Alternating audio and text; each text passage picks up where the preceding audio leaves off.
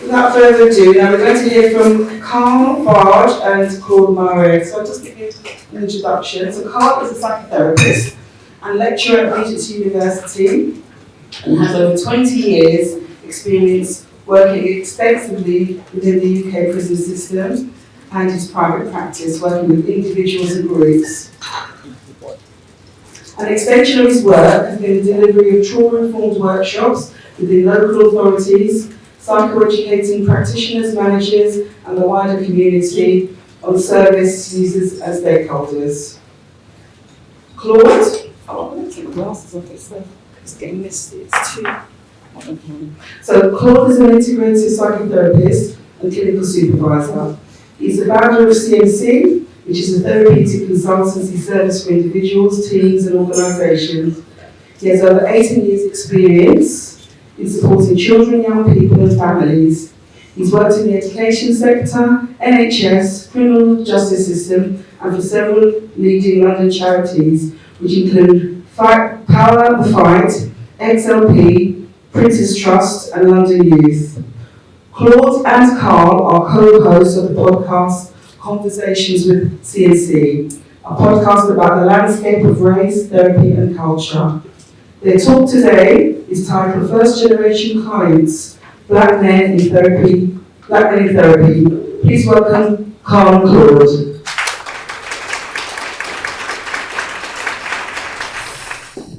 Can you guys hear me? So if I was in a hip hop concert, I would say, can I kick it? And you would say, yes, you can. Can I kick it? Yes, you can. I'm at home. Yeah, I'm at home. So I guess want to start off by saying today's going to be a snapshot, a truncated version of our live, of our podcast that we do, which is always filmed and recorded. So we're going to do this in a live session, and it's the first time we've actually done it. And we're going to cram and truncate a quite, I guess, meaty topic in 15 minutes. The podcast, the three fundamental pillars are race, culture, and therapy. That's what our podcast is built on. And there's a thread that runs underneath where we, what we call the 3 E's, where we explore. So it's a time of exploration. It's a time of sharing our personal and professional experience and also sharing some of our expertise where appropriate.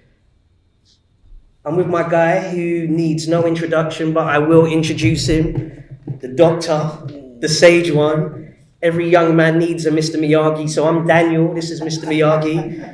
I'm going to hand over to you, Doc. Bless you. Claude is always too kind, too kind. And the thing is, you can see that he's done this before, so he can just head top things just right off the cuff, which is beautiful to see. Beautiful to see. So the thing is, this is something that is, I have to give the kudos to Claude because it was his brainchild. We did a piece of work together, and he came and said, it shouldn't end. This work that we, this partnership, this relationship that we fostered together, it should not end. What can we do together? I've got maybe 2 or 3 books in me. So my first go-to move is we need to do a book. Yeah. Yes. And I could see, when something doesn't land for someone. And, I could just see the movement, and maybe that's through many years of psychotherapy. But he said, podcast. Yeah. And so, for someone like myself, listen, people, I look older than my years. I'm still asking Doc, how has he got his hairline like that at this age? So when he said that when he pitched that podcast idea, and then we had many meetings about it, and as a result of that, 3 years in, we're communicating around season 4. And all things being well, we're going to make it happen for a 4th season. That's right. Yeah. So I think we've got to do what we normally do. We do a temperature check, just a quick TC, in the here and now. Yes. In this moment, Doc.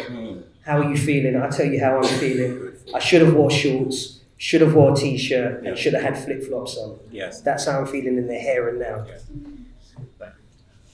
I will, the only thing that I can add to that is mucho caliente. Mm. Very hot, isn't it, Vicente? I had to. Oh, yes. See? Yes. So mucho caliente. Okay, so first generation clients, black men in therapy. Yes.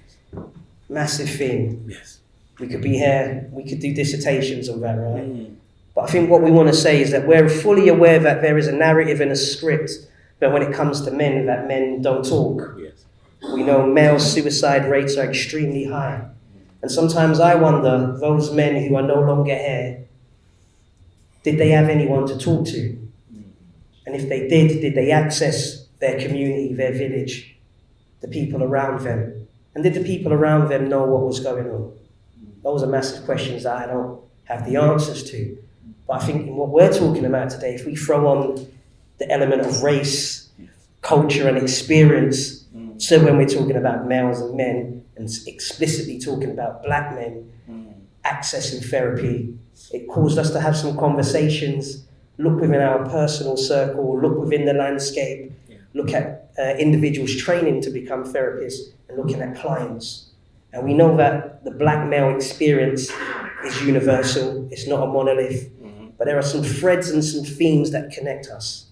So when we use the term black first generational clients, just so you have a framework, we're talking about black men within their lineage, within their family, within their historical journey, who are the first people who have ever accessed talking therapy. So when I say black men accessing therapy, first generation clients, what comes up for you, Doc? What comes up for me is my lived experience in the first instance. And the lived experience of this is, I'm coming up to, I could say today, 20 years post-qualification. So when I qualified as a counselor, psychotherapist, it was very much where were the mentors, the black male mentors, in whom I could reach out to, because within the training environment, quite often what I was told, there's not enough men, and then they would change it, and depending on the context, depending on who I was with, there's no black male psychotherapist. So that left me, definitely on an island. And isolated, and a real feeling that I was alone. And then I had the old messages as well that were coming to the fore, whereas, having done all of these years of training, there was still, those traces, those vestiges of, hold on, there's certain things that I really can't share. And that that have been internalized to such a degree that there's certain things that I will never be able to share with the other, because you don't take I know there's some people in this audience who would have been told, and this cuts across cultures, in my opinion. When you think about, take your business outside this house, boy, what's wrong with you, right? Because if you do that, when you come home, there's going to be something waiting for you. You'll get whooped on the side of your head. Yes, and I have the evidence. So when we talk about the evidence for and the evidence against, I have the evidence. I had the evidence back then, and I had the evidence when I completed training. And I believe even today, I still have some of that evidence around that. We talk about movement. Has it shifted? There is a minuscule shift, I could say, and that's being honest. But there's still so much work to do in relation to the question that you just posed. I think what's beautiful is you started with the I, right? Yes. And I think I have to start with the I. My first introduction to therapy was as a trainee. Right. And I was like, I don't need this. I help everybody. I'm the helper. I look out the window and spot who needs help. Yeah. And then quickly within therapy, I realized that window needed to be replaced with a mirror. And I had to look at myself, and there were elements pertaining to my culture as a black man that I had internalized that wasn't healthy. Yeah. And amongst my peer group, I was the first person not only to study, but also to actually access therapy. And my friends, my counterparts, my colleagues at work they're like, bro, what, you do therapy? Yeah. Like, what's that like? Yeah. And I'm like, I'm working it out. And after 6 sessions, I just remember, like, oh wow, this is not a course necessity. This is necessary for my soul.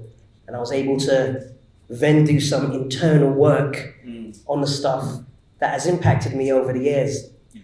That has involved working within systems and being a young person growing up in a community where those systems were meant to help and heal, but instead hurt and harm.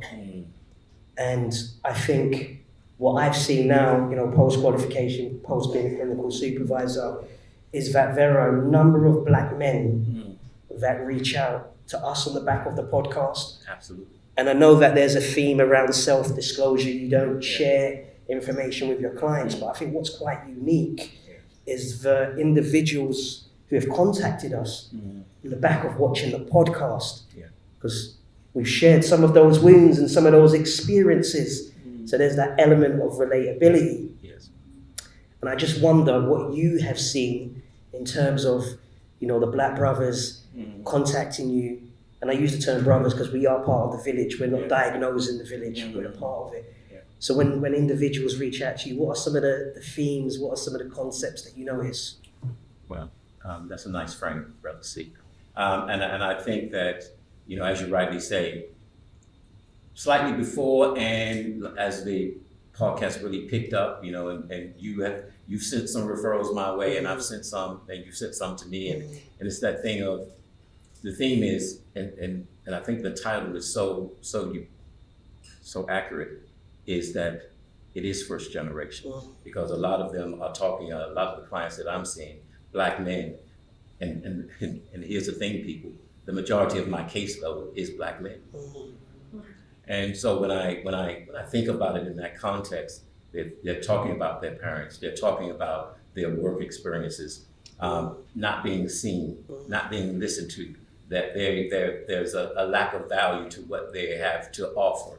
And I'm talking about people who are part of, just like Fortune 500 companies, who are, educated black men who have hit a ceiling, an invisible, it's not glass anymore, it's an invisible ceiling, whereas the messages that are being conveyed is that, yes, you have every right and access to climbing that ladder, but when it comes time for the ladder to materialize, it is an invisible ladder.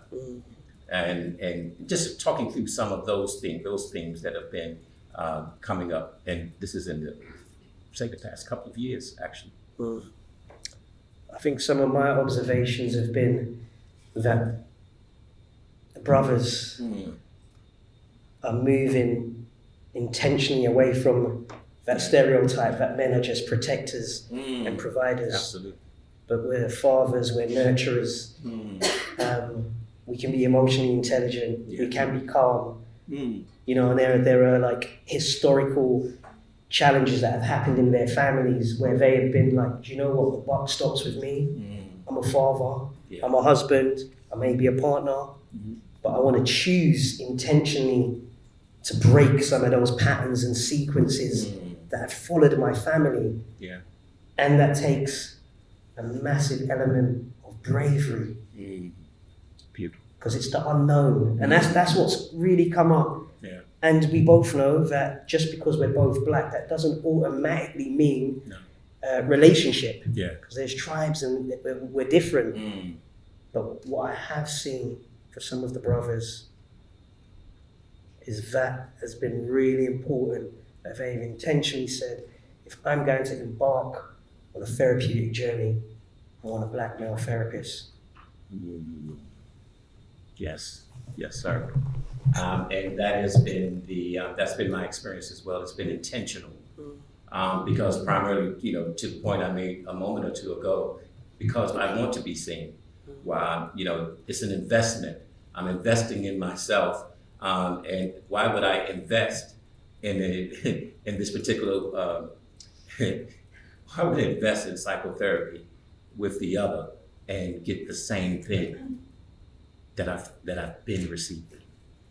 The way that I shared this last night with a group of students, and shout out to my student Martin that's here today. But what I shared was, you're gonna have those people that are for you, right? And this is in this context. You're going to have those people that are for you. You're going to have those people that are against you, and you're going to have those people who are different to you. And when I'm speaking to the brothers within therapy, they get the sense that I'm for them. Yes, and that is the message that I want to convey to them, that I am for them. They don't necessarily, and here's the thing, that I don't necessarily have to agree with everything that they're saying, but the thing, and that I can challenge them and challenge them with respect, but that they get the sense that I'm for them. That repetition or that compulsion to repeat won't be replicated in this space. That they will be seen, that they will have that compassionate witness come alongside them to see them. That you are for them. Yes. We all need advocates. Yes. We all need allies. We all need supporters. Yeah. We all do. Yeah. So imagine your client leaving the room knowing that I've been seen, Yes. I've been heard, I've been held, Yes. I've not been judged. Because we know sometimes those disclosures, those moments of taking risks in a session, how is my therapist going to see me? But knowing that they've been held. And I think one of the things I've really noticed is that the brothers are talking. Yes. Sometimes we're just not listening. That's the one. People are talking. The barbershop to me Yes. is the group therapy session. Yeah. Yeah. They don't even realize that they're talking about everything: relationships, sports, religion. And I got a message from one of my clients at work had come to an end, and a black brother, and he sought me out. So I do a bit of music from time to time for my own personal therapy. He heard the music on a film, only 30 seconds, Shazammed it, then found me on LinkedIn, done his due diligence, saw that I was accredited, then got in contact and watched the podcast. Yeah. And that made it more tangible for him, and got in contact. And we had about 25 sessions. And he messaged me to say, I am so glad that you took up the chalice as a therapist. I am so glad that someone like you that looks like me. Yes. And I just want you to understand what it took for him to find me. He Shazammed a song that was only for 30 seconds on the film and ran and did his due diligence. And to me, that highlights that there are black men who are first generational clients who are prepared to put in the work to access therapy. But are we there? Amen. Amen. And that's the end. Thank you.